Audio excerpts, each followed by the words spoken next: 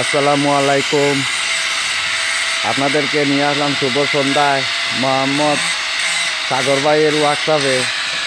দেখো তো এখন তো দিবারাত্রি কাজ চলে, কি পরিশ্রম করা তারা, বুঝছেন নি ভাই? বাঁচতে হলে থাকতে হলে কত কষ্ট করতে হয়, জীবনের সাথে কত যুদ্ধ করতে হয়, বুঝছেন তো? এবার দেখুন আগুন নিয়ে কি খেলা করতে হয়, আগুন পানি সব নিয়ে সংসার।